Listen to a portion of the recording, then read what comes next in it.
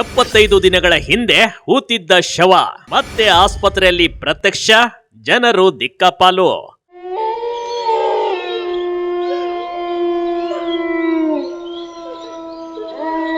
ಒಮ್ಮೆ ಸತ್ತ ವ್ಯಕ್ತಿ ಮತ್ತೆ ಬದುಕಿ ಬರೋದಕ್ಕೆ ಸಾಧ್ಯವೇ ಇಲ್ಲ ಕಣ್ರಿ. ಒಮ್ಮೆ ಮಣ್ಣು ಮಾಡಿದ ಶವ ಮಣ್ಣಲ್ಲಿ ಮಣ್ಣಾಗಿ ಬಿಡುತ್ತದೆ. ಆದ್ರೆ ದಾವಣಗೆರೆಯಲ್ಲಿ ಹಾಗಲ್ಲ ನೋಡಿ. 75 ದಿನಗಳ ಹಿಂದೆ ಹೂತಿದ್ದ ಶವ ಮತ್ತೆ ಜನರ ಮುಂದೆ ಪ್ರತ್ಯಕ್ಷವಾಗಿದೆ. ಇದನ್ನ ನೋಡಿದ ಜನರೆಲ್ಲ ಹೈರಾಣಾಗಿದ್ರು. ಸ್ವತಃ ಪೊಲೀಸರು, ಆಸ್ಪತ್ರೆ ಸಿಬ್ಬಂದಿಗಳು ಇದನ್ನ ನೋಡಿ ಅಚ್ಚರಿಗೆ ಒಳಗಾಗಿದ್ರು ನೋಡಿ.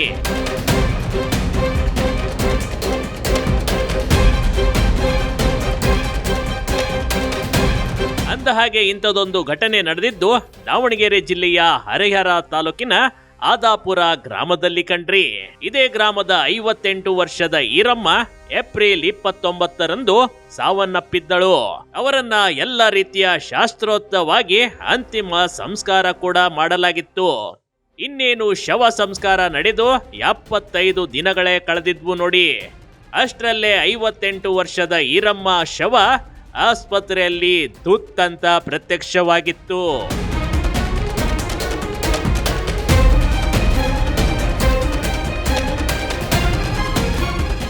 ಬೈಕ್ನಲ್ಲಿ ಈರಮ್ಮನ ಶವ ಹೊತ್ಕೊಂಡು ಬಂದ ಮಕ್ಕಳು ಡೆಡ್ ಬಾಡಿ ತಂದು ಶವ ಮರಣೋತ್ತರ ಪರೀಕ್ಷೆಗೆ ಆಗ್ರಹ.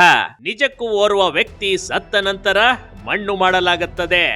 ಒಮ್ಮೆ ಶವವನ್ನ ಮಣ್ಣು ಮಾಡಿದ ಮೇಲೆ ಯಾವುದೇ ಕಾರಣಕ್ಕೆ ಆಚೆ ತೆಗೆಯುವಂತಿಲ್ಲ.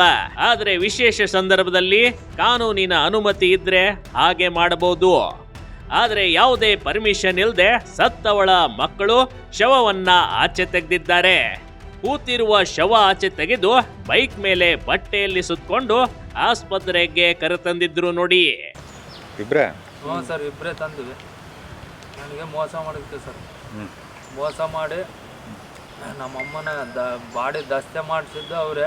ಗ್ರಾಮ ಪಂಚಾಯತ್ ಸದಸ್ಯರು ಎಲ್ಲರೂ ಕೂಡ್ಕೊಂಡು ನಮಗೆ ಯಾವುದೋ ಒಂದು ನ್ಯಾಯ ರಕ್ಷಣೆ ಕೊಡಲಿಲ್ದಂಗೆ ನನಗೆ ಮೋಸ ಮಾಡಿ ಇವರು ಸಿಬ್ಬಂದಿ ವಿನಾಯಕ್ ಸರ್ ಅಂತಂದು ಅವರು ಮತ್ತು PSI ಅರುಣೋತ್ತರ ಸರ್ ಅವರು ಮೋಸ ಮಾಡಿದ್ರು. ಅವರು ನಾವು ಅವತ್ತು ಇನ್ಸಿಡೆಂಟಲ್ಲಿ ಕಂಪ್ಲೇಂಟ್ ಕೊಡೋಕೆ ಹೋದ್ರೆ ಗೋಳಿ ಮಗನೇ ಸುಳೆ ಮಗನೇ ಮಾತಾಡೋಕ್ಕೋಸ್ಕರ ಅಲ್ಲಿ ನಮ್ಮ ಅವರು ಕೊಲೆ ಮಾಡೋದಕ್ಕೋಸ್ಕರ ನಾನು ಹೊಲ ಲೀಜಿಗೆ ಹಾಕಿ ನಮ್ಮ ತಾಯಿನ ನ್ಯಾಯ ಬೇಕಂತಂದು ರಕ್ಷಣೆ ಕೊಟ್ರಿ ಸರ್ ಅಂತಂದು ಕೇಳೋಕೆ ಹೋದರೆ ಹಿಂಗೆ ನಮಗೆ ದೌರ್ಜನ್ಯ ಧಮಕಿ ಹಾಕ್ತಾರೆ ಸರ್. ದೌರ್ಜನ್ಯ ಧಮಕಿ ಹಾಕ್ತಾರೆ. ಅದಕ್ಕೋಸ್ಕರ ನಾವು ಮೇಣ್ ಹಾಕೋಬೇಕು. ಏನು ರಕ್ಷಣೆ ಕೊಡ್ತಾರ ಇಲ್ಲ ನ್ಯಾಯ ಕೊಡ್ತಾರ, ಬಾಡಿನ ದಸ್ತೆ ಮಾಡಿ ಕಠಿಣ ಶಿಕ್ಷೆ ಅನ್ನೋದು ಏನು ಅವ್ರಿಗೆ ಆರೋಪಿಗಳಿಗೆ ಏನು ಕೊಟ್ಟಿಲ್ಲ.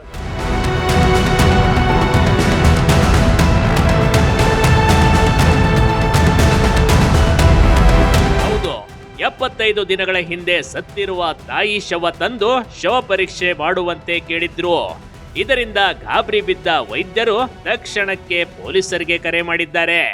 ಕೂತಿರುವ ಶವವನ್ನ ಯಾವುದೇ ಅನುಮತಿ ಇಲ್ಲದೆ ತಂದಿರುವ ಮಕ್ಕಳ ಮೇಲೆ ಪೊಲೀಸರು FIR ದಾಖಲಿಸಿದ್ದಾರೆ. ಅಲ್ಲದೆ ತೀವ್ರ ರೀತಿಯ ವಿಚಾರಣೆ ಕೂಡ ಮಾಡ್ತಾ ಇದ್ದಾರಂತೆ.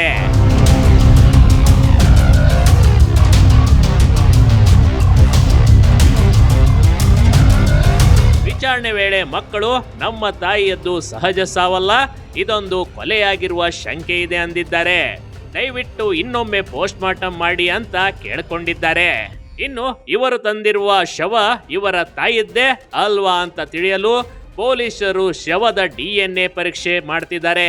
ಒಟ್ಟಾರೆ ಈ ರೀತಿ ಮಾಡೋದು ದೊಡ್ಡ ತಪ್ಪು ಕಣ್ರಿ. ಮುಂದೆ ಪೊಲೀಸರು ಯಾವ ಕ್ರಮ ತೆಗೆದುಕೊಳ್ತಾರೆ ಅಂತ ಕಾದ್ ನೋಡ್ಬೇಕಷ್ಟೇ. Big TV Karnataka, Davanagere.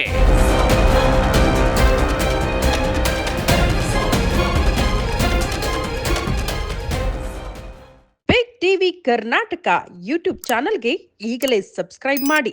ಧನ್ಯವಾದಗಳು.